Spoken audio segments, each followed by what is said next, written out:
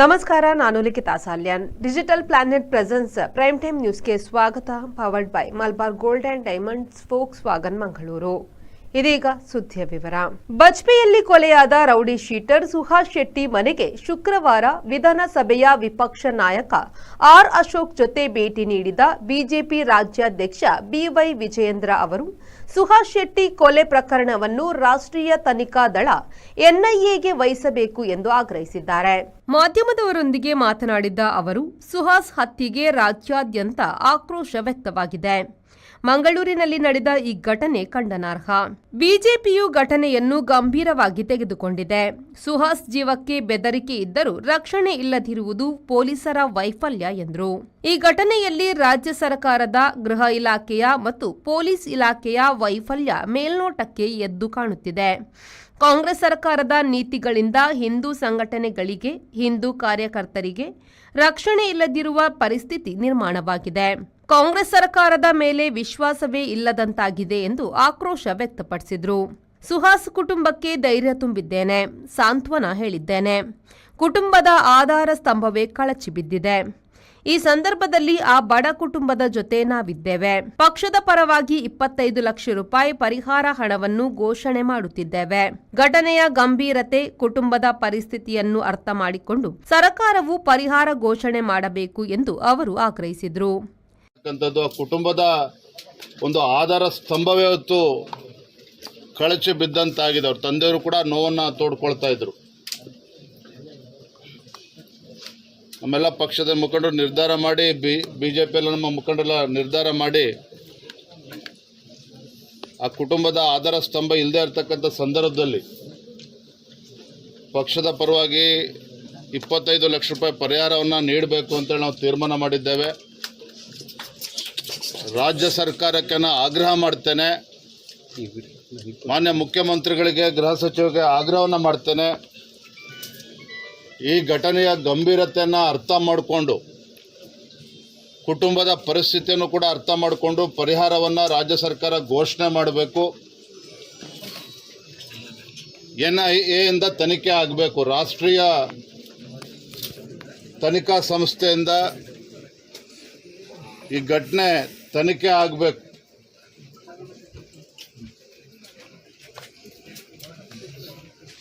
ಈ ಒಂದು ಘಟನೆ ಯಾಕಂದರೆ ಪದೇ ಪದೇ ಮರುಕಳಿಸ್ತಾ ಇದೆ. ಘಟನೆಯ ಗಂಭೀರತೆಯನ್ನು ಅರ್ಥ ಮಾಡಿಕೊಂಡು ಈ ನಿಟ್ಟಿನಲ್ಲಿ ರಾಜ್ಯ ಸರ್ಕಾರ ಕೂಡ ಸ್ಪಂದಿಸಬೇಕು ಅಂತೇಳಿ ನಾನು ಈ ಸಂದರ್ಭದಲ್ಲಿ ಆಗ್ರಹವನ್ನು ನಾನು ಮಾಡ್ತಾ ಇದ್ದೆ. ಸರ್, ಟಾರ್ಗೆಟ್ ಕಿಲ್ಲಿಂಗ್ ಆಗ್ತಿರೋಂಥದ್ದು ಮತ್ತೆ ಮರುಕಳಿಸ್ತಿರೋಂಥದ್ದು.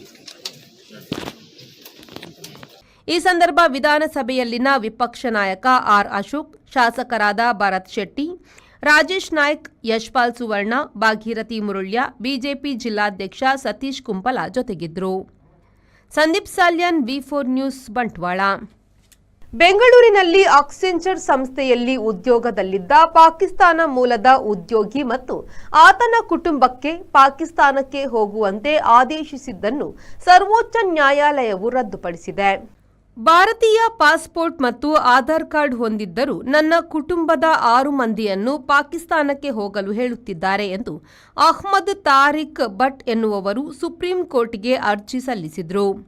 ಕೇರಳದ ಕೋಳಿಕೋಡ್ನ ಐಐಎಂನಲ್ಲಿ ಎಂಬಿಎ ಮಾಡಿರುವ ಭಟ್ ಬೆಂಗಳೂರಿನ ಆಕ್ಸೆಂಚರ್ನಲ್ಲಿ ಕೆಲಸದಲ್ಲಿದ್ದಾರೆ.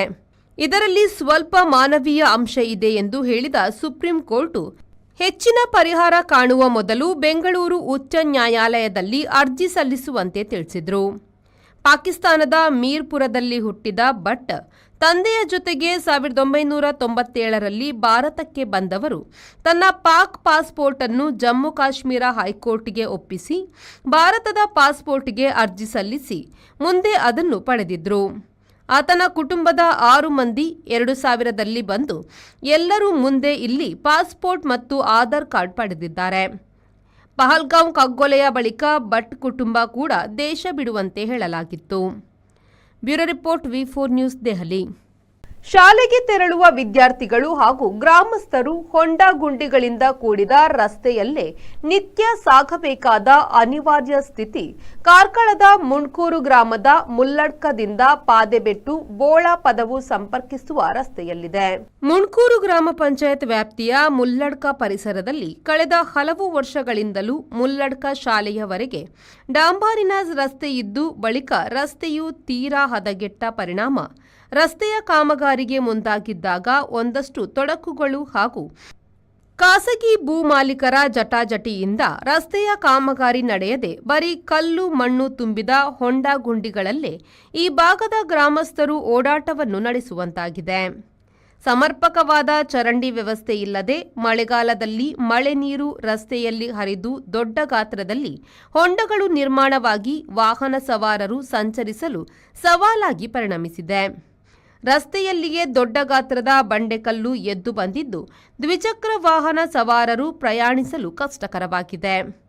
ಬೆಳ್ಮನ್ನಿಂದ ಮುಣ್ಕೂರು ಭಾಗಕ್ಕೆ ಹಾದು ಹೋದ ರಾಜ್ಯ ಹೆದ್ದಾರಿಯಿಂದ ಸಂಪರ್ಕವನ್ನು ಪಡೆಯುವ ಮುಲ್ಲಡ್ಕ ರಸ್ತೆಯು ತೀರಾ ಹದಗೆಟ್ಟು ಇದೀಗ ಹಲವು ವರ್ಷಗಳು ಕಳೆದರೂ ಡಾಂಬರು ಭಾಗ್ಯ ಮಾತ್ರ ಇನ್ನೂ ದೊರೆತಿಲ್ಲ.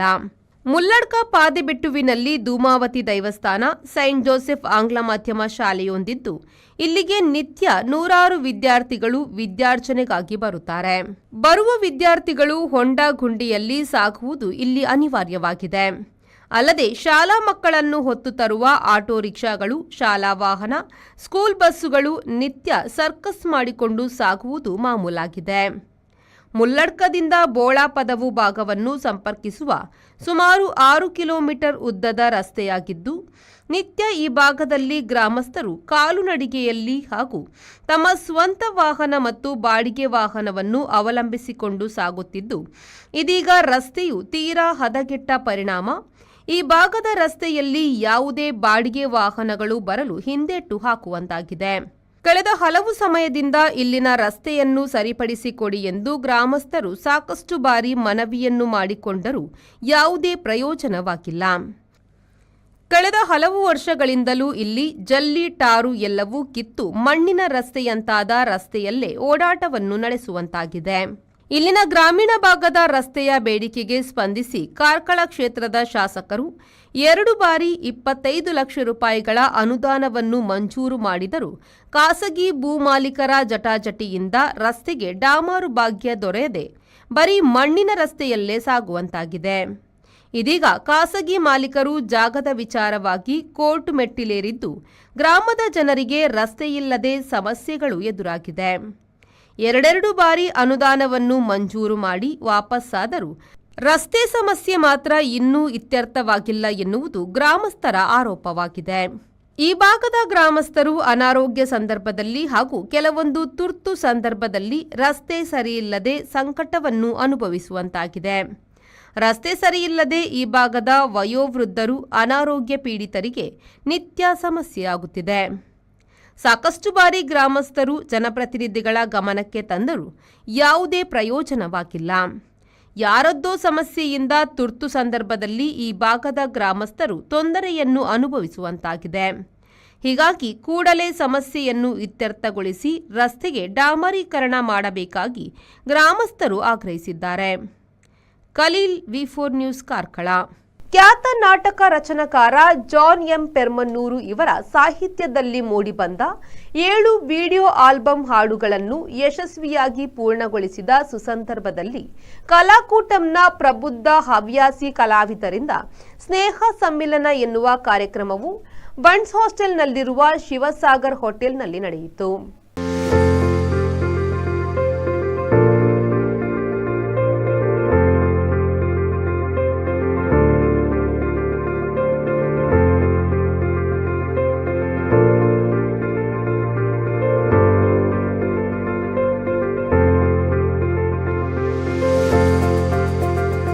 ಖ್ಯಾತ ನಾಟಕ ರಚನಾಕಾರ ಜಾನ್ ಎಂ ಪೆರ್ಮನ್ನೂರು ಇವರ ಮಾರ್ಗದರ್ಶನದಲ್ಲಿ ಅದೆಷ್ಟೋ ಕಲಾವಿದರಿಗೆ ತಮ್ಮ ಪ್ರತಿಭೆಗಳನ್ನು ಪ್ರದರ್ಶಿಸುವ ಅವಕಾಶವನ್ನು ನೀಡುವ ನಿಟ್ಟಿನಲ್ಲಿ ಸುಮಾರು 25 ವರ್ಷಗಳ ಹಿಂದೆ ಹುಟ್ಟುಹಾಕಿರುವ ಕಲಾಕೂಟಂ ಎನ್ನುವ ಹವ್ಯಾಸಿ ಕಲಾವಿದರ ತಂಡವನ್ನು ಕಟ್ಟಿಕೊಂಡು ಯಶಸ್ವಿ ಪ್ರದರ್ಶನಗಳನ್ನು ನೀಡಿದ್ದಾರೆ. ಉಚಿತ ತರಬೇತಿಯನ್ನು ನೀಡಿ ಕಲಾವಿದರನ್ನು ಹುರಿದುಂಬಿಸುವ ಕಾರ್ಯವನ್ನು ಮಾಡಿಕೊಂಡು ಬಂದಿದ್ದು, ಇವರ ಸಾಹಿತ್ಯದಲ್ಲಿ ಮೂಡಿಬಂದ 7 ವಿಡಿಯೋ ಆಲ್ಬಂ ಹಾಡುಗಳನ್ನು ಯಶಸ್ವಿಯಾಗಿ ಪೂರ್ಣಗೊಳಿಸಿದ್ದ ಹಿನ್ನೆಲೆಯಲ್ಲಿ ಕಲಾಕೂಟಂನ ಹವ್ಯಾಸಿ ಕಲಾವಿದರು ಆಯೋಜಿಸಿರುವ ಸ್ನೇಹ ಮಿಲನ ಕಾರ್ಯಕ್ರಮದ ಮುಖ್ಯ ಅತಿಥಿಯಾಗಿ ವಿ4 ನ್ಯೂಸ್ನ ಆಡಳಿತ ನಿರ್ದೇಶಕರಾದ ಲಕ್ಷ್ಮಣ್ ಕುಂದರ್ ಮತ್ತು ವಿ4 ನ್ಯೂಸ್ನ ಜಾಹೀರಾತು ವಿಭಾಗದ ಮುಖ್ಯಸ್ಥರಾದ ರೋಸ್ಲಿನ್ ಡಿಲಿಮಾ ಉಪಸ್ಥಿತಿಯಲ್ಲಿ ಕಲಾಕೂಟಂನ ಕಲಾವಿದರಿಗೆ ಗೌರವ ಅರ್ಪಣೆ ನೀಡುವ ನಿಟ್ಟಿನಲ್ಲಿ ಲಕ್ಷ್ಮಣ್ ಕುಂದರ್ ಸ್ಮರಣಿಕೆಯನ್ನು ನೀಡಿ ಗೌರವಿಸಿದರು.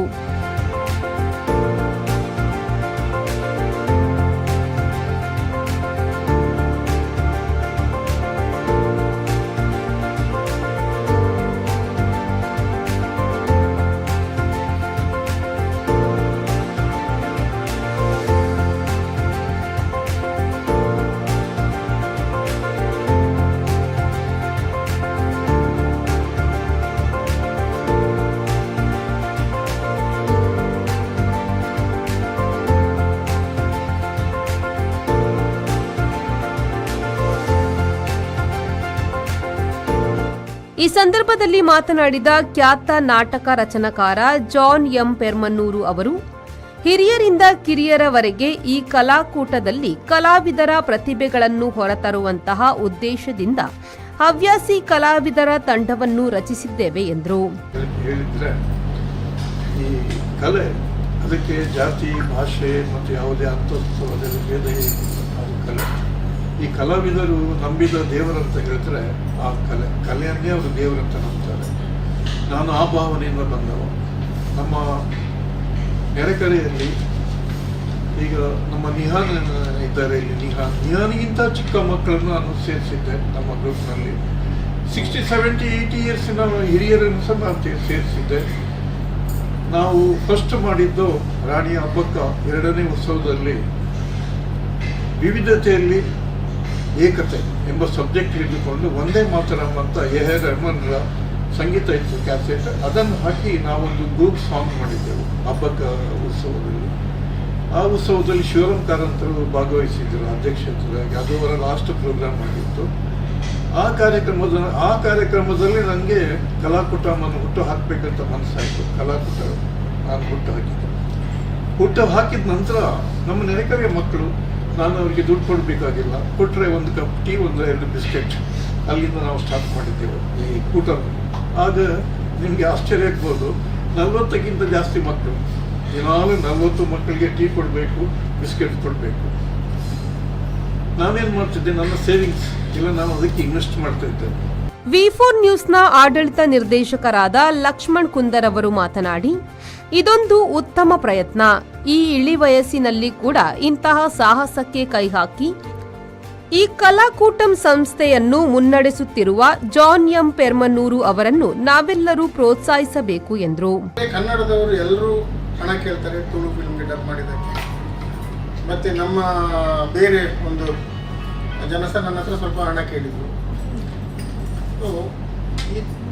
ಈ ಲೋಕಲ್ ಲ್ಯಾಂಗ್ವೇಜ್ ಉಳಿಬೇಕಾದ್ರೆ, ಇನ್ನೊಂದು 50 ವರ್ಷ ಉಳಿಬೇಕಾದ್ರೆ, ಈ ಫಿಲ್ಮ್ ಫೀಲ್ಡ್ಗಳು, ಯೂಟ್ಯೂಬು, ಈಗಿನ ಹೊಸ ಟ್ರೆಂಡ್ ಏನಿದೆ ಇದಕ್ಕೆ ಅದನ್ನು ಅಳವಡಿಸುವುದು ವೆರಿ ವೆರಿ ಇಂಪಾರ್ಟೆಂಟ್. ಆಗ ಮಾತ್ರ ಈ ಲ್ಯಾಂಗ್ವೇಜ್ ಮುಂದೆ ಹೋಗುತ್ತೆ. ಈ ಸಣ್ಣ ಸಣ್ಣ ಲ್ಯಾಂಗ್ವೇಜ್ಗಳು ಮುಂದೆ ಹೋಗುತ್ತೆ. ತುಳು ಉಳಿಬೇಕಾದ್ರೆ ಕಾರಣ, ಈಗಿನ ಒಂದು ಕಾರಣ ಕಾಮಿಡಿ. ಬಟ್ ಅದು ತುಂಬ ಹೊತ್ತು ನಿಲ್ಲೋದಿಲ್ಲ ನನ್ನ ಲೆಕ್ಕದಲ್ಲಿ. ಈಗ ಮಲಯಾಳಂ ಫಿಲ್ಮ್ಗಳು ಯಾಕೆ ನಿಂತಿದೆ ಅಂದರೆ, ಅದು ಲೋ ಬಜೆಟ್ನಲ್ಲಿ ಆಗಿರುವಂಥ ಫಿಲ್ಮ್ಗಳು ಈಗ ಬಂದು ಎಲ್ಲ ಮನೆಗಳಲ್ಲಿ ಅದನ್ನು ನೋಡ್ತಾರೆ ಮಲಯಾಳಂ. ಈಗ ತುಳುವಿನ ಒಂದು 100% ಜನರಲ್ಲಿ ತುಳು ಫಿಲ್ಮ್ ವಾಚ್ ಮಾಡುವವರು ಖಾಲಿ 5ರಿಂದ 10% ಜನ ಮಾತ್ರ. ಅದು 100% ಅಲ್ಲ. ಅದು ಮಲಯಾಳಂ ಆಗೆಲ್ಲ ಸಾಧಾರಣ 30-40% ಜನ ನೋಡ್ತಾರೆ. ತಮಿಳಲ್ಲಿ ಇನ್ನೂ 70% ನೋಡ್ತಾರೆ. ಈ ಸಂದರ್ಭದಲ್ಲಿ ಕಲಾಕೂಟಂನ ಕಲಾವಿದರಾದ ವೀಣಾ ನಾಯಕ್ ಮತ್ತು ಅವನಿಶಾ ಮಲ್ಯ ಅವರನ್ನು ಗೌರವಿಸಿ ಸನ್ಮಾನಿಸಲಾಯಿತು. ಕಾರ್ಯಕ್ರಮದಲ್ಲಿ ಜಾನ್ ಫೆರ್ನಾಂಡಿಸ್, ವೀಣಾ ನಾಯಕ್, ಕಿರಣ್ ಫೆರ್ನಾಂಡಿಸ್, ರಶ್ಮಿ ಫೆರ್ನಾಂಡಿಸ್, ಸುನಿತಾ ಡಿಸೋಜಾ, ಅವನಿಶಾ ಮಲ್ಯ, ಗುರು ಬಾಯರ್, ಪ್ರೇಮಿ ಫೆರ್ನಾಂಡಿಸ್ ಹಾಗೂ ಕಲಾಕೂಟಂನ ಕಲಾವಿದರು ಉಪಸ್ಥಿತರಿದ್ದರು. ಮಂಜುನಾಥ್ ಪ್ರಸಾದ್, ವಿ4 ನ್ಯೂಸ್, ಮಂಗಳೂರು. ಕಾಪುವಿನ ಲೈಟ್ ಹೌಸ್ ಬಳಿ ಇರುವ ಪಿಜಿನ ಗುರಿಕಾರ ಕುಟುಂಬಸ್ಥರು ಆರಾಧಿಸಿಕೊಂಡು ಬರುತ್ತಿರುವ ಬೈಕಾಟ್ ದಿ ಪಂಜುರ್ಲಿಯ ನೇಮೋತ್ಸವ ಕಾರ್ಯಕ್ರಮಕ್ಕೆ ಕಾಪು ಶಾಸಕರಾದ ಗುರ್ಮೆ ಸುರೇಶ್ ಶೆಟ್ಟಿಯವರು ಭೇಟಿ ನೀಡಿದರು.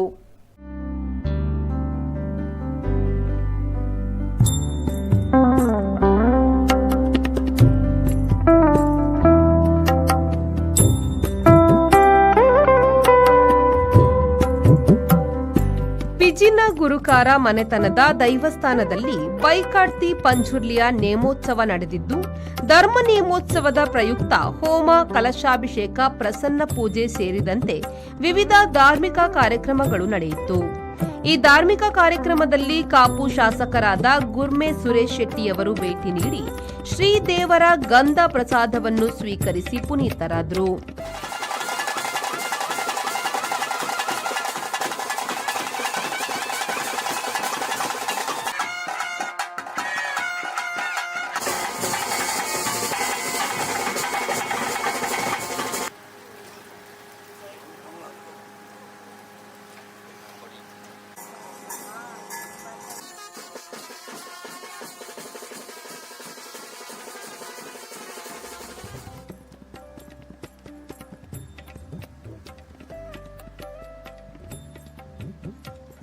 ಈ ಸಂದರ್ಭದಲ್ಲಿ ಪಿಜಿನ ಗುರಿಕಾರ ಮನೆತನದ ಕುಟುಂಬಸ್ಥರು ಉಪಸ್ಥಿತರಿದ್ದರು. ಬ್ಯೂರೋ ರಿಪೋರ್ಟ್, ವಿ4 ನ್ಯೂಸ್, ಕಾಪು. ದಿಲ್ಲಿಯಲ್ಲಿ ತೀವ್ರ ಗಾಳಿಯೊಂದಿಗೆ ಸುರಿದ ಮಳೆಯಿಂದಾಗಿ ಜನಜೀವನ ಅಸ್ತವ್ಯಸ್ತಗೊಂಡಿದ್ದುದಲ್ಲದೆ ತಾಯಿಯೊಂದಿಗೆ 3 ಮಕ್ಕಳು ಸಾವಿಗೀಡಾದ ಘಟನೆಯೂ ನಡೆದಿದೆ. ಗುರುವಾರ ಆರಂಭವಾದ ಮಳೆಯು ಶುಕ್ರವಾರವೂ ಬಿಡದೆ ಒಂದೇ ಸಮನೆ ಸುರಿಯುತ್ತಿದೆ. ದಿಲ್ಲಿ ಮತ್ತು ಸುತ್ತಮುತ್ತ ಗುಡುಗು ಸಿಡಿಲು ಸಹಿತ ಗಾಳಿ ಮಳೆಯ ದಾಳಿಯು ಜನರ ಬದುಕನ್ನು ತುದಿಗಾಲಲ್ಲಿ ನಿಲ್ಲಿಸಿದೆ. ದಿಲ್ಲಿಯ ನಜಾಫಗಢ ಪ್ರದೇಶದಲ್ಲಿ ಗಾಳಿ ಮಳೆಗೆ ಮನೆ ಬಿದ್ದುದರಿಂದ 3 ಮಕ್ಕಳ ಸಹಿತ ತಾಯಿ ಕೊಲ್ಲಲ್ಪಟ್ಟಿದ್ದಾಳೆ. ಆಕೆಯ ಗಂಡ ತೀವ್ರ ಗಾಯಗೊಂಡಿದ್ದಾನೆ. ಶುಕ್ರವಾರ ಬೆಳಿಗ್ಗೆ 5:30 ಗಂಟೆಗೆ ಪೊಲೀಸರಿಗೆ ಕರೆ ಬಂತು. ಅವರು ಸ್ಥಳಕ್ಕೆ ಹೋದಾಗ ಮನೆಯ ಮೇಲೆ ಮರ ಬಿದ್ದಿರುವುದು ಮತ್ತು ತಾಯಿ ಮಕ್ಕಳು ಅದರಡಿ ಮಣ್ಣಾಗಿರುವುದು ಕಂಡುಬಂದಿದೆ. ಶವಗಳನ್ನು ಆಸ್ಪತ್ರೆಗೆ ಸಾಗಿಸಲಾಗಿದ್ದು, ಶವ ಪರೀಕ್ಷೆಗೆ ವ್ಯವಸ್ಥೆ ಮಾಡಲಾಗಿದೆ. ದಿಲ್ಲಿಯ ರಸ್ತೆಗಳು ಬಹುತೇಕ ನೀರು ಹರಿಯುವ ರಾಜಕಾಲುವೆಗಳಾಗಿ ಬದಲಾಗಿವೆ. ಸಾಕಷ್ಟು ಕಡೆ ಮರದ ಕೊಂಬೆಗಳು, ಕಂಬಗಳು ನೆಲಕ್ಕುರುಳಿವೆ. 100ಕ್ಕೂ ಹೆಚ್ಚು ಬೆಳಗ್ಗೆಯ ವಿಮಾನಗಳನ್ನು ರದ್ದು ಮಾಡಲಾಗಿದೆ. ಇಲ್ಲವೇ ಸಂಜೆಗೆ ಸಮಯ ನೀಡಲಾಗಿದೆ. ಬ್ಯೂರೋ ರಿಪೋರ್ಟ್, ವಿ4 ನ್ಯೂಸ್, ದೆಹಲಿ. ಕೇರಳದ ವಿಶೇಷ ಆರ್ಥಿಕ ವಲಯದಲ್ಲಿ ಅದಾನಿ ಕಂಪನಿಯು ಸರ್ಕಾರದ ನೆರವಿನ ಆಧಾರದಲ್ಲಿ ನಿರ್ಮಿಸಿರುವ ವಿಳಿಂಚಂ ಜಾಗತಿಕ ಮಟ್ಟದ ಬಂದರನ್ನು ಪ್ರಧಾನಿ ಮೋದಿಯವರು ಉದ್ಘಾಟನೆ ಮಾಡಿದರು. ವಿಳಿಂಚಂ ಬಂದರು ಕೇರಳದ ರಾಜಧಾನಿ ತಿರುವನಂತಪುರದ ಪಕ್ಕದಲ್ಲಿದೆ. ಇದು ಅಗಾಧ ವ್ಯಾಪಾರ ಅವಕಾಶಗಳನ್ನು, ಉದ್ಯೋಗ ಅವಕಾಶಗಳಿಗೆ ದಾರಿ ಮಾಡಲಿದೆ ಎಂದು ಪ್ರಧಾನಿ ಹೇಳಿದರು. ಇಲ್ಲಿನ ವಿಶೇಷ ಆರ್ಥಿಕ ವಲಯದಲ್ಲಿ ಈ ಹಳೆಯ ಬಂದರನ್ನು ಅದಾನಿ ಪೋರ್ಟ್ಸ್ ವಹಿಸಿಕೊಂಡು ಆಧುನಿಕವಾಗಿ ಹೊಸದಾಗಿ ಆಳ ಬಂದರಾಗಿ ನಿರ್ಮಿಸಿದೆ.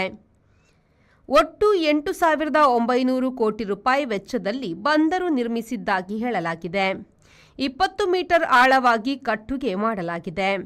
ಕೇರಳದ ರಾಜ್ಯಪಾಲರಾದ ರಾಜೇಂದ್ರ ಅರ್ಲೇಕರ್, ಮುಖ್ಯಮಂತ್ರಿ ಪಿಣರಾಯಿ ವಿಜಯನ್, ತಿರುವನಂತಪುರದ ಕಾಂಗ್ರೆಸ್ ಸಂಸದ ಶಶಿ ತರೂರ್ ಹಾಗೂ ಗೌತಮ್ ಅದಾನಿ ಈ ಸಂದರ್ಭದಲ್ಲಿ ಉಪಸ್ಥಿತರಿದ್ದರು.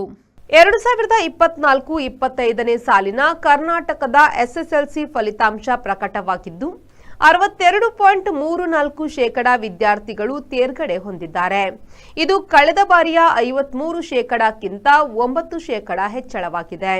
22 ವಿದ್ಯಾರ್ಥಿಗಳು 625ಕ್ಕೆ 625 ಅಂಕ ಪಡೆದು ಟಾಪರ್ಗಳಾಗಿದ್ದಾರೆ. ಕರ್ನಾಟಕದ ಶಿಕ್ಷಣ ಸಚಿವ ಮಧು ಬಂಗಾರಪ್ಪ ಅವರು ಅಧಿಕೃತವಾಗಿ ಫಲಿತಾಂಶವನ್ನು ಪ್ರಕಟಿಸಿದರು. ಕೆಎಸ್ಇಎಬಿ ಇದರ ಅಧಿಕೃತ ಜಾಲತಾಣದ ಮೂಲಕ ಎಲ್ಲರೂ ಅವರವರ ಸ್ಥಳಗಳಲ್ಲಿಯೇ ಫಲಿತಾಂಶ ನೋಡಬಹುದು. ಅಧಿಕೃತ ವೆಬ್ಸೈಟ್ಗೆ ಹೋಗಿ ಹೋಮ್ ಪುಟದಲ್ಲಿ ಎಸ್ಎಸ್ಎಲ್ಸಿ ರಿಸಲ್ಟ್ ಕ್ಲಿಕ್ ಮಾಡಿ ನಿಮ್ಮ ರೋಲ್ ನಂಬರ್ ಮತ್ತು ಹುಟ್ಟಿದ ದಿನಾಂಕ ತುಂಬಿ ನಿಮ್ಮ ಫಲಿತಾಂಶ ನೋಡಿ ಮತ್ತು ಅಂಕಪಟ್ಟಿ ಡೌನ್ಲೋಡ್ ಮಾಡಿಕೊಳ್ಳಬಹುದು.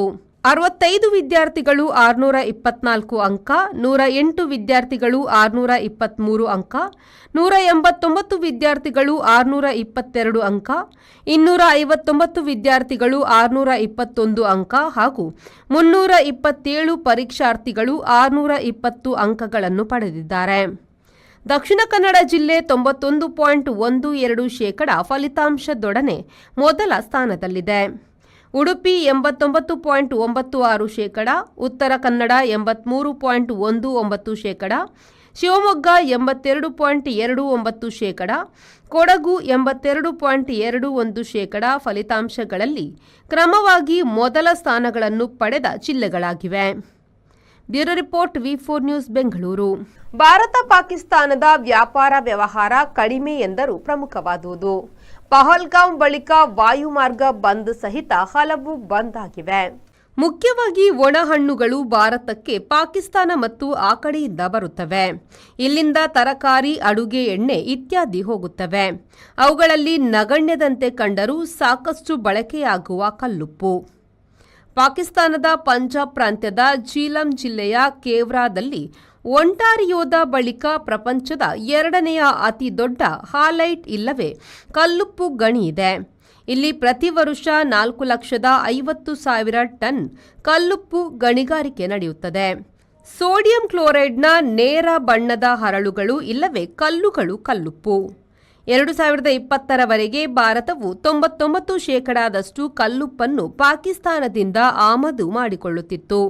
ಆನಂತರ UAE, Iran, Malaysia, Germany, Afghanistan, Turkey, ಆಸ್ಟ್ರೇಲಿಯಾದಿಂದಲೂ ಸಾಕಷ್ಟು ಕಲ್ಲುಪ್ಪು ಆಮದು ಮಾಡಿಕೊಳ್ಳುತ್ತಿದೆ. ಇದು ಇವತ್ತಿನ ಪ್ರಮುಖ ಸುದ್ದಿ. ನಿರಂತರ ಸುದ್ದಿ ಮತ್ತು ಮನರಂಜನೆಗಾಗಿ ನೋಡ್ತಾ ಇರಿ ವಿ4 ನ್ಯೂಸ್.